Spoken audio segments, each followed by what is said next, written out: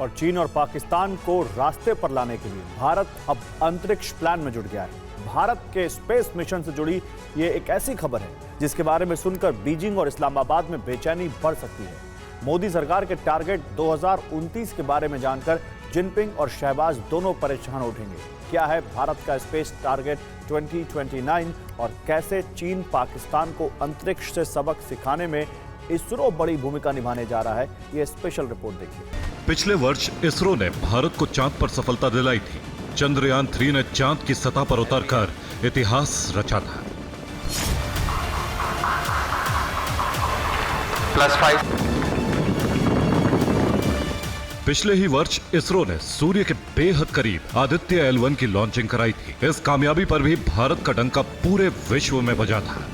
देश पहली बार अपने 4 गगनयान यात्रियों से परिचित हुआ।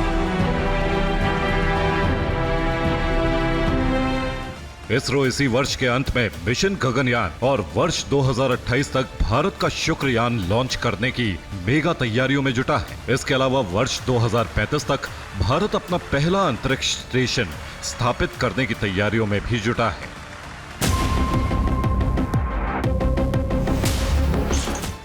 लेकिन लोगों को शायद मालूम नहीं होगा कि इसरो इसी बीच एक और सीक्रेट मिशन पर साथ साथ काम कर रहा है।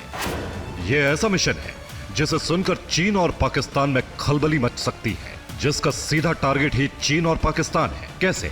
तो ये खबर विस्तार से सुनिए। असल में इसरो की योजना अगले 5 वर्षों में 52 जासूसी सैटेलाइट लॉन्च करने की है।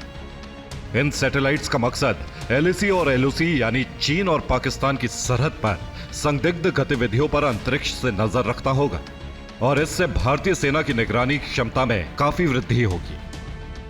असल में मीडिया रिपोर्ट्स के अनुसार प्रधानमंत्री नरेंद्र मोदी की अध्यक्षता वाली सुरक्षा मामलों की कैबिनेट कमेटी ने 7 अक्टूबर को स्पेस बेस्ड सर्विलांस प्रोग्राम के तीसरे चरण को मंजूरी दी थी, जिसके तहत ये योजना बनाई गई है कि आने वाले 5 वर्षों में इसरो अंतरिक्ष में 1-2 नहीं बल्कि 52 जासूसी सैटेलाइट लॉन्च करेगा। ये सभी सैटेलाइट आर्टिफिशियल इंटेलिजेंस पर बेस्ड होंगे। इनमें synthetic aperture radar, thermal camera, infrared camera और विजिबल कैमरा लगे होंगे। इन सैटेलाइट से पृथ्वी तक क्लियर सिग्नल और मैसेज तस्वीरें भेजने में आसानी होगी। हम इस मिशन के बारे में और अधिक विस्तार से बताएंगे। उससे पहले सुनिए भारत का यह स्पेस बेस्ड सर्विलांस प्रोग्राम आखिर है क्या। तो इसकी शुरुआत होती है 23 वर्ष पहले।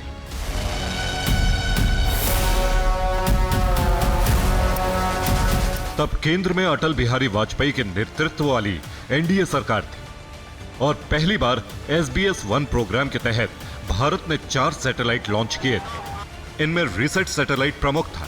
इसके बाद SBS-2 मिशन में वर्ष 2013 में 6 सैटेलाइट लॉन्च किए गए थे, जिसे रुक्मणी नाम दिया गया था और जिसका मकसद हिंद महासागर क्षेत्र में 2000 समुद्री मील की दूरी तक निगरानी रखना था। 0 ये दोनों जो ग्राउंडेड स्टेप आने उसका भी प्रेजेंट हुआ। Lift off normal. अब वापस आते हैं नई 52 जासूसी सैटेलाइटों पर। वर्ष 2029 तक इसरो जिन 52 जासूसी सैटेलाइट्स को अंतरिक्ष में स्थापित करने वाला है, उनकी लागत करीब 27,000 करोड़ रुपए तक हो सकती है। इन 52 में से 21 सैटेलाइट इसरो की ओर से बनाए जाएंगे, जबकि 31 सैटेलाइट निजी कंपनियां बनाएंगी। सबसे बड़ी बात, इन सैटेलाइट्स के बीच में आपस में कम्युनिकेशन भी हो सकेगा।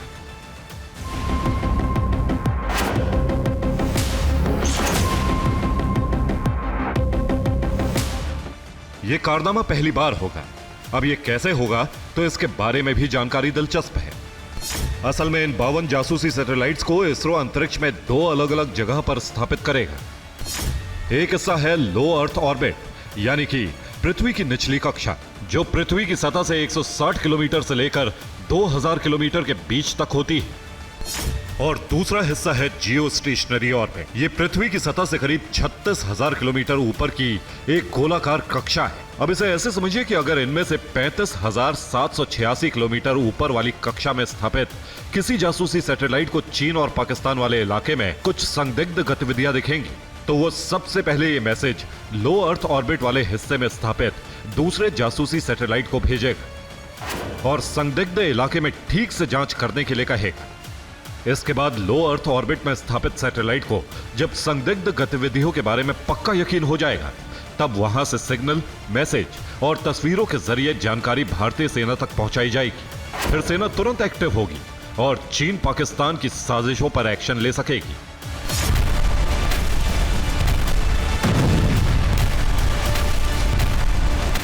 ये कितना फायदेमंद साबित होगा, इसे ऐसे समझिए कि 1999 में पाकिस्तान का कारगिल में घुसपैठ और वर्ष 2020 में चीन के सैनिकों के साथ गलवान झड़प को दोबारा होने से रोकने में इसरो अपने जासूसी सैटेलाइट से काफी मददगार साबित होगा।